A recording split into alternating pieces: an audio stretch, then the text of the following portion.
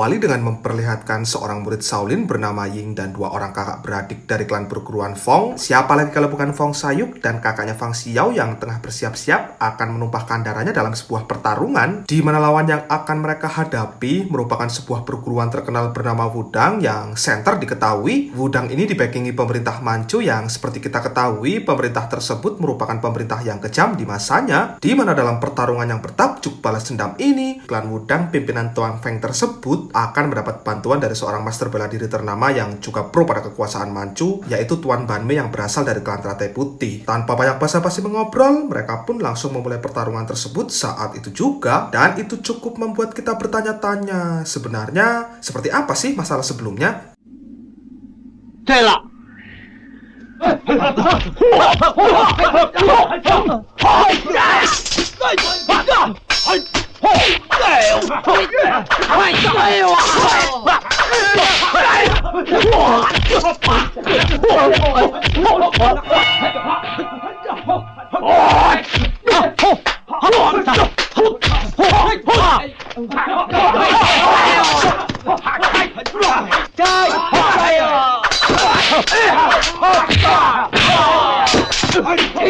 Setelah pertarungan berlangsung, karena banyaknya tekanan yang mengarah ke tubuhnya, Fang Xiao pun terkena sabetan pedang yang itu membuat Fong Sayuk bertindak untuk menyelamatkannya. Dan dari sinilah kita akan dibawa flashback sebelum peperangan ini terjadi, yang kita akan melihatnya dari sudut pandang Fong Sayuk terlebih dahulu. Jadi, semua masalah bermula ketika perguruan Fong mulai mengalami kehancuran yang itu ditandai dengan kematian guru besarnya yaitu sang ayah, di mana sang ayah tewas dalam sebuah pertarungan karena kelicikan 3 petarung Wudang yang kita sebut saja trio Tong Setan, yang akhirnya membuat Fong Sayuk kakaknya dan ibunya harus pergi meninggalkan rumah. Hingga sejak saat inilah sang ibu terfikirkan untuk melakukan balas dendam, yang alasan itulah sang ibu mengajak anak-anaknya untuk kabur terlebih dahulu karena sang ibu sudah menemukan cara untuk melawan klan Wudang, di mana menurut apa yang sang ibu ketahui, satu-satunya cara untuk melawan klan Wudang adalah dengan mempelajari jurus kekebalan perguruan Shaolin yang sang ibu berniat akan mengajarkan ke anaknya tersebut. Tapi untuk bisa menguasai jurus tersebut, mereka akan melewati rintangan yang sangat sulit dan pastinya akan lama untuk mencapai kata sempurna. Dan dibalik semua rintangan yang berat tersebut, orang yang bisa mempelajari jurus itu hanya orang yang masih perjaka alias belum kawin, yang mana karena hanya Fong Sayuk lah yang statusnya masih perjaka, Fong Sayuk lah yang ditawari dan akhirnya bersedia walaupun akan sangat sulit melewati rintangannya. Dan rintangan awal yang harus Fong Sayuk lewati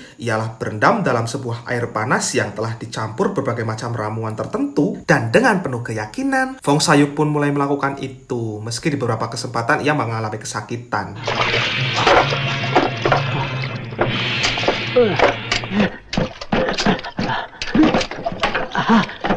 世玉，不怕吃苦的，这是你说过的。我这什么药酒，像火烧一样啊！哎呀，哎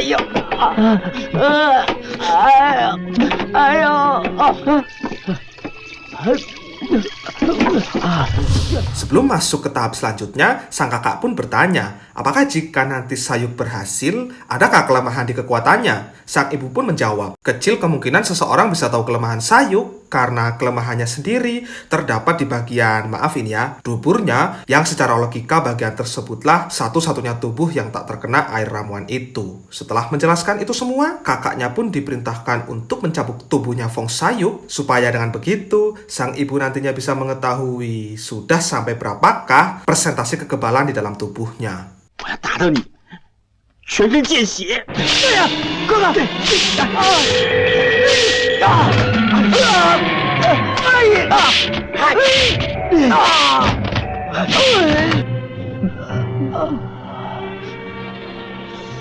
！Setelah melewati proses menjadikan tersebut, Sayuk lanjut lagi ke sesi berendamnya selama bertahun-tahun lamanya, dan setelah dinyatakan berhasil mendapatkan ilmu kekebalan tersebut, mereka pun bergegas pergi ke arena Wudang untuk melakukan aksi balas dendam.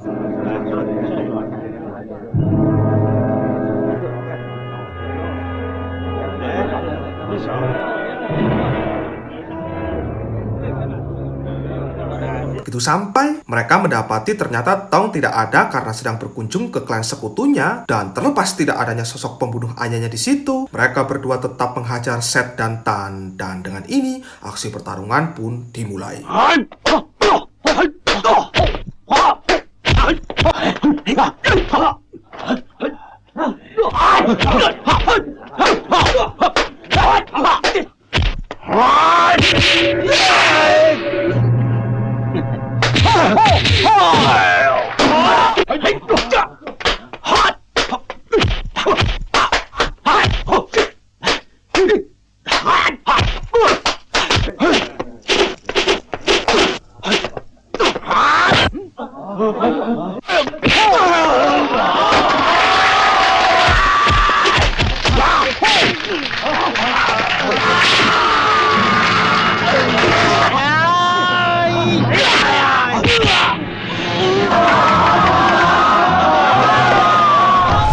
Usai berhasil menghabisi keduanya, mereka berdua segera merobohkan bendera Wudang lalu menghancurkan tempat tersebut. Dan tepat bersamaan dengan itu, kita diperlihatkan kondisi Tong saat ini yang tengah berkunjung ke sebuah klan bernama Jinlun, yang mana klan ini sendiri dipimpin oleh dua bersaudara bernama John dan Jilong, yang sama seperti klan Wudang. Klan ini juga kejam di kalangan masyarakatnya, dan tujuan datangnya Tong kemari sendiri ialah mereka hendak bekerja sama dalam bidang bisnis yang entah bisnis apa itu. 师傅，怎么这么慌慌张张的？都被方继亨的儿子方世玉给打死了。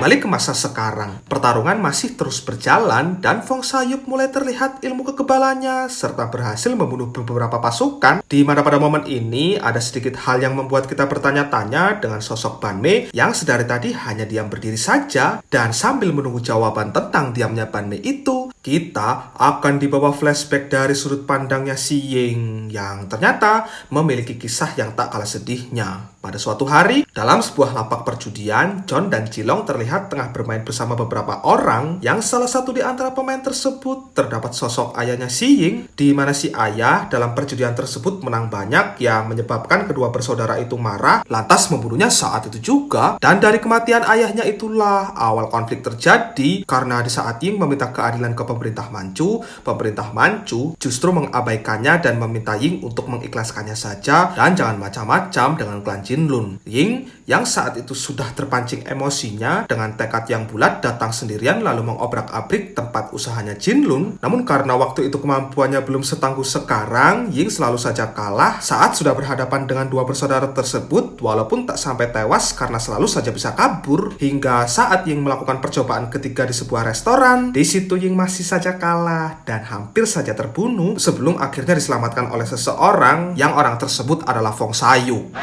别拦住！别走开！我找人拼命，谁要你多事？ Alasan Fong Sayuk bisa berada di kota ini sudah jelas karena ia tengah mencari pembunuh ayahnya yaitu Tong. Dan di sini Fong Sayuk menyarankan Si Ying untuk memperdalam kungfunya di kuil Shaolin terlebih dahulu, barulah kembali untuk balas dendam.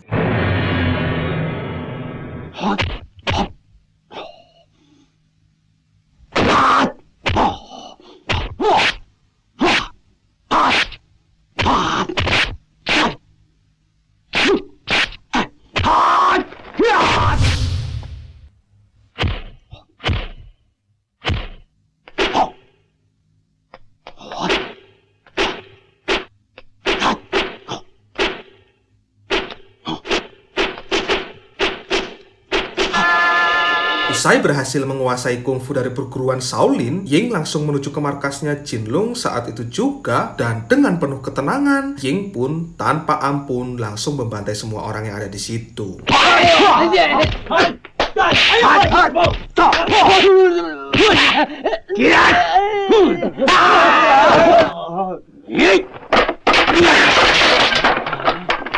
di sela-sela penghancuran markas Jinlong terjadi, ternyata kedua bosnya tidak ada di markas, melainkan sedang berjudi. Yang tak lama setelah itu, Sayuk datang lalu bergabung dalam perjudian tersebut, di mana sebenarnya Fong Sayuk ini tidak berniat berjudi dan hanya mau memberikan kabar saja kalau markas mereka tengah digempur oleh Si Ying, di mana walaupun sempat tak percaya dengan omongannya, pada akhirnya kedua bos tersebut mencoba untuk mengecek yang ternyata benar, semua anak buahnya sudah tumbang oleh Si Ying ini. Tanpa banyak basa-basi lagi, dengan ini pertarungan antara ketiga orang tersebut pun tak dapat terhindarkan lagi.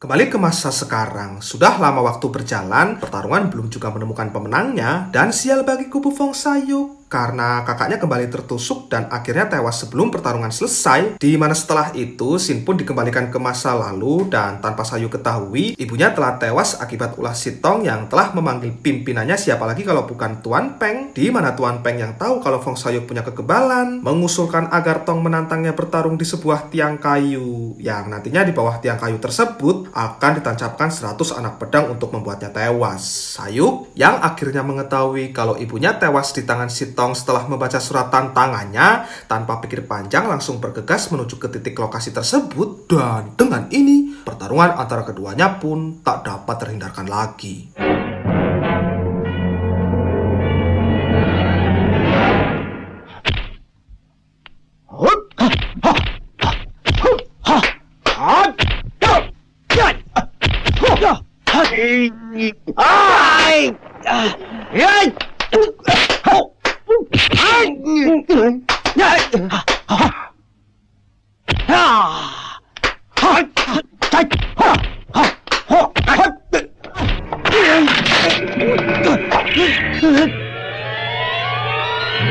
Ya, itulah jawabannya kenapa kok Banmei di pertarungan terakhir sama sekali gak gerak untuk ikut melawan. Karena si Banmei ini sedang mencari celah untuk bisa menusuk kelemahannya Fong Sayuk itu.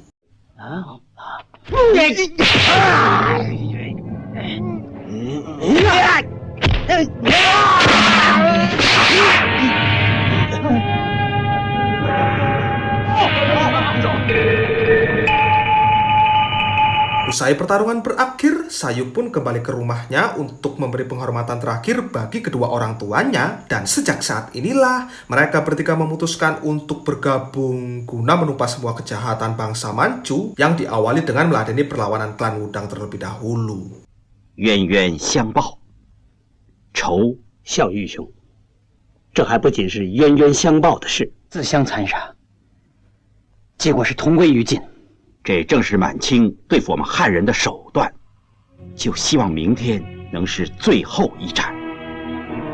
Dan setelah adegan dikembalikan ke masa sekarang, disitulah Sayuk langsung membunuh satu persatu anak buah Wudang yang tersisa, dan begitu mendapatkan celah untuk menyerang Tuan Feng, tiba-tiba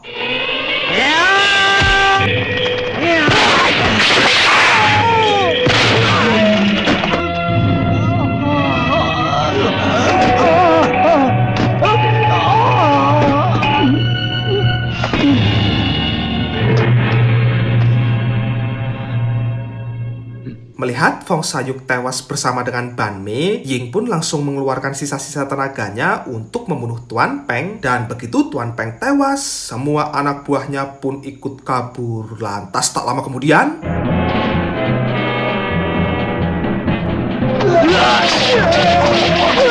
自相残杀，结果是同归于尽。